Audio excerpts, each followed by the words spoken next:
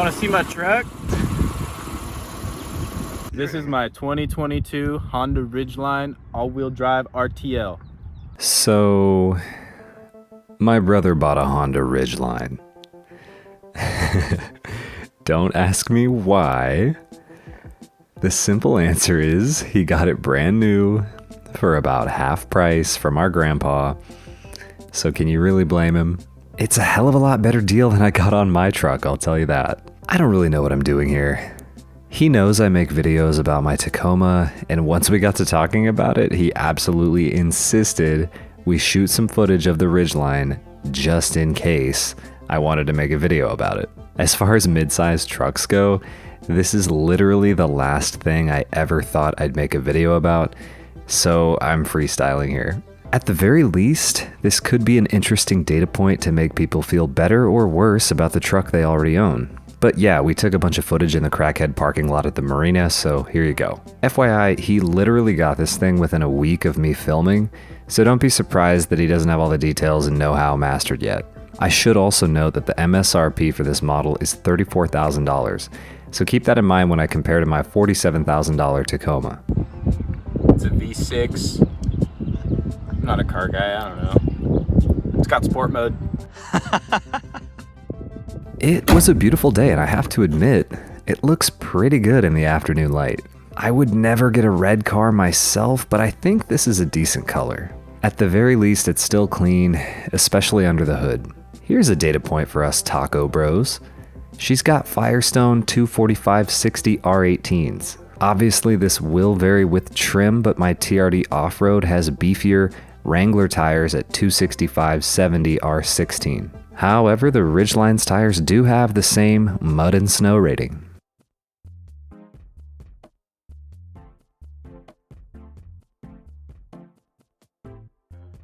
The interior overall was pretty unsurprising, although the green Econ button on the driver's side panel did make me feel like I was in my Honda Civic Coupe again. Funny enough, the e-brake is a pedal in this truck, so that's another win for the Tacoma. I do have to concede the power seats to the Ridgeline though, as it actually has them on both sides. The leather seats seem okay, but I do prefer the ones in the Taco. Again, most of the stuff on the dash is pretty run-of-the-mill and very familiar if you've ever been inside a Honda. I absolutely hate the Prindle. For whatever godforsaken reason, there is no mechanical shift lever. There are fully electronic buttons for park, reverse, neutral, and drive. Along with just being less aesthetically pleasing, in my opinion, it really cheapens the feel of the vehicle to me. I feel like I'm driving a toy, let alone a truck. On top of that, I feel like this has to be objectively slower and harder to use. There's no muscle memory or haptic feedback, meaning every time I shift I have to look down to make sure I'm doing the right thing. Automakers might argue this is somehow more reliable or whatever, but I don't buy it. I'm sure this is somehow cheaper to manufacture, and that's it. The center console cluster and infotainment system are fine, although I feel like I prefer the screen in my Tacoma. Also, shout out to my brother for installing the drop stops I bought him. If you haven't seen these, I have a video on them, and they're absolutely one of the best things you can buy for your car. Interestingly, the Ridgeline features truly folding armrests on each of the front seats, unlike the Tacoma where you have to share the raised cushion on the center console. One thing I am super jealous about is the sunglasses holder above the rearview mirror. I think that gets sacrificed in the Taco when you move up to the off-road trim, because that's where they put the crawl controls and the multi-terrain select. It's something I miss from my old car, and reaching over to the glove box can get cumbersome. Also note on the dash cam you see on screen, it's not stock. It was installed by my grandpa after purchase. Bonus points for the sunroof.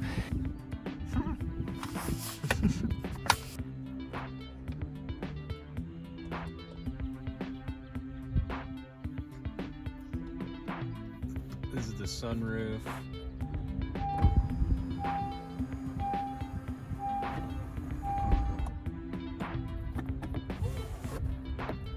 And another absolute monster of a feature on the Ridgeline is how they handle the rear seats. Please, please, please make this a thing in every truck ever. The seats just lift up and fold completely out of the way, revealing the biggest, most convenient storage space you've ever seen in a truck. This is so valuable because it alleviates a huge concern with using a truck as a daily driver, and that's the lack of a real, secure trunk without having to install some aftermarket cover. And yeah, I know it's not actually as secure as a trunk, it's just in the cabin, you can break the window. But it's in the cabin, is the point I'm making. I just can't believe I've never seen this before. There are no cup holders in the rear, which is always sad, but they did manage to squeeze in a few super awkward storage spaces near the rear vents. The rear window is good quality and visibility, and interestingly, they opted for a rear defroster, which is a strict upgrade over the Tacoma. Isn't it funny the little things different automakers choose to include or not include? Another win for the Honda is the locking gas door. And another thing I've never seen before is the capless design. I'm not really sure how this works in action, but I guess you just stick the nozzle in. Nice.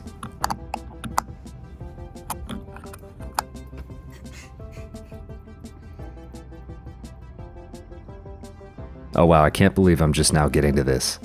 The Ridgeline is not four-wheel drive. It is all-wheel drive. There is no transfer case. Advantage taco? You be the judge. The tailgate opens two ways, which is hilarious to me. Another novelty that I think is realistically limited in use. My grandpa loved it, if that's any indication of the audience. I think it makes sense if you're loading something small enough inside. The Ridgeline has a 5-foot bed, but it's noticeably shallow, and this is because of a fun secret trunk. It's unique, but definitely won't be for everybody. You can see a big reason for the shallow bed is the spare tire location. I personally find this to be a big downgrade. It's probably only up here because there isn't enough ground clearance otherwise. Anyway, it is cool to have basically a trunk space back here. Although at what point do you just need an SUV? Spare tire. That actually slides out. You can pull this and it'll come out this way. I heard talk that this space can be used as a cooler and even has a drain plug. To which I say, yeah, but is it insulated? I can use any container as a cooler, but that doesn't make it a good cooler.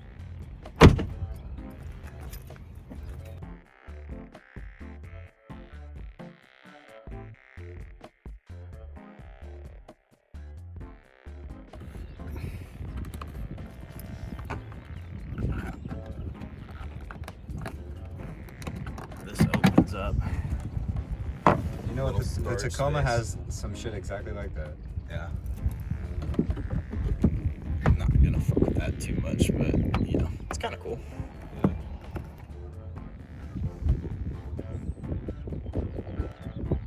Yeah. Inside this compartment. Give that a second.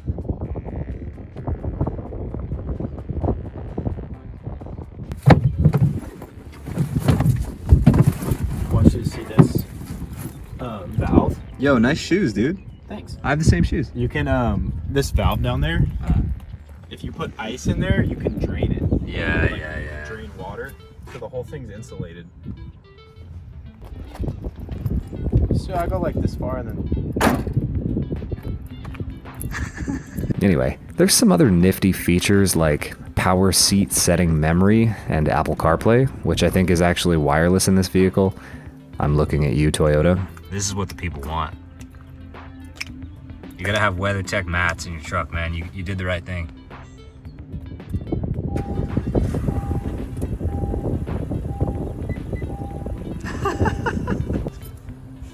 Push to start. It's got, you know, all the bells and whistles. Apple CarPlay. Look at this person learning to drive over here. No. They've been over here. They've been lapping us. Sorry. Yeah. All right, back to it. It's got heated seats, front rear defrost, different climate control, AC,